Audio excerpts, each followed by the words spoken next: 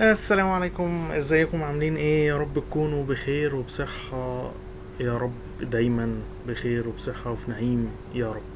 النهاردة خامس فيديو معانا من اتعلم كمبيوتر مع احمد رفعت. في كده حاجة انا ملاحظها ان احنا لو محتاجين ناخد آه، صورة من سطح المكتب او اي حاجة، او مثلا بنتصفح موقع على النت فشوفنا صورة عجبتنا فعايزين ناخد صورة منها، رسالة خطأ ظهرت لنا على الكمبيوتر فعايزين ناخد منها صورة عشان نوريها لحد. لقيت ان معظم الناس بتصور الصورة دي بالموبايل وما بتبقاش واضحة، ما بيبقاش واضح مثلا فيها الكلام، الصورة نفسها ما بتبقاش واضح فيها حاجة. طيب النهاردة هنتكلم ازاي نقدر ناخد برنت سكرين او سكرين شوت من الجهاز بتاعنا او الشاشة اللي احنا عايزين نصورها من على الكمبيوتر. طيب هناخد ازاي سكرين شوت؟ ده اللي هنتكلم عليه.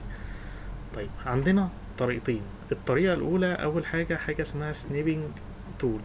بنيجي هنا في السيرش بتاعنا ونبحث على حرف الاس ان اي اهي، اسمها سنيبنج تول، اس ان اي بي بي اي ان جي تول. بندوس عليها بتفتح لنا بالشكل دوت. طيب بندوس على نيو بيفتح معانا الشكل ده. طيب انا عايز اخد سكرين شوت لايه؟ لنيو تكست وبوك والنيو مايكروسوفت فيجيو دروينج دوت. طيب انا هعملها ازاي؟ بمجرد ما تفتح معاك الصفحه دي بيظهر لك كده زي علامه الزائد زي ما احنا شايفين اللي عمال اتحرك بيها. بتدوس كليك شمال بايدك وما تشيلش ايدك من على الكليك الشمال، خليك اسحب المساحة اللي انت عايز تاخدها. طيب انا كده بسحب اهو المساحة، خلصت سحب المساحة بشيل ايدي من على الماوس الشمال، الكليك الشمال. تمام، شلت ايدي من على الكليك الشمال، ظهرت معايا الصورة ديت. طيب انا كده خدت الصورة. طب انا عايز اسيب بقى الصورة دي عندي على الديسك توب، بدوس على فايل، بدوس على سيف از. تمام، بختار مكان الصورة، انا سايبها عندي على الديسك توب وهسميها ام او. ومن هنا لو انا عايز الصورة بتاعتي بي ان جي، جي اي اف، جي بي اي جي، بختار الصيغة بتاعت الصورة بتاعتي وبعدين بدوس على سيف.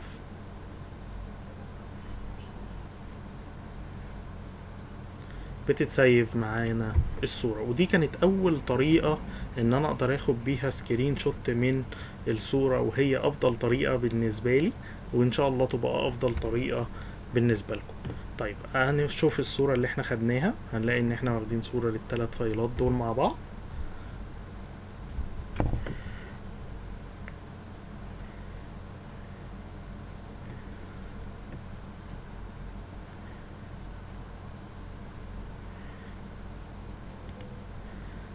لو احنا كبرنا كده هنلاقي الصورة للثلاث حاجات اللي احنا واخدينهم. طيب دي اول طريقة. الطريقة التانية في عندنا زرار في الكيبورد اسمه بي ار تي اس سي. لو احنا جينا في الكيبورد عندنا هنلاقي حاجة اسمها بي ار تي اس سي. غالبا الزرار ده بيبقى موجود ناحية الشمال عندك، هتلاقيه من فوق كده، او ناحية اليمين من فوق، اسمه كده بي ار تي اس سي. تمام، بمجرد ما ندوس على الزرار ده هو بياخد سكرين شوت تلقائي من الحاجة اللي قدامه، او بياخد صورة من الحاجة اللي قدامه بالظبط. طيب دوسنا على البي ار تي. طب انا عايز اجيب الصورة دي بقى اعمل ايه؟ عندنا اول حاجة بنفتح برنامج البنت.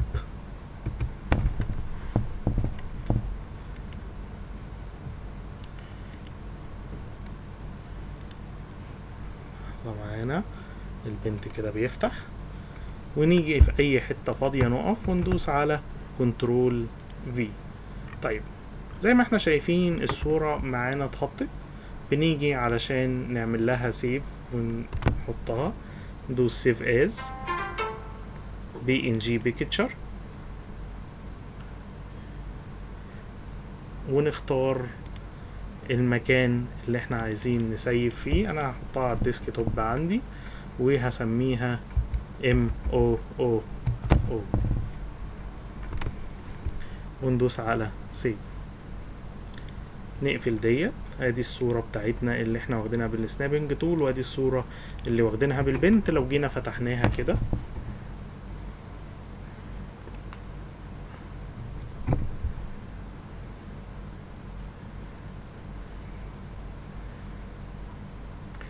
فتحت معانا زي ما احنا شايفين بجودة واضحة وكلام واضح.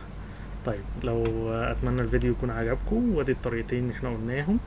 ولو عجبك الفيديو ما تنساش تشترك في القناة وتصلي على النبي وتدعي لنا كده بلايك وسبسكرايب وتحط لنا الكومنت اللطيف. لو عندك اي حاجة عايز نشرحها سريعا حطها لنا في الكومنتات ونشرحها لك ان شاء الله. شكرا لكم.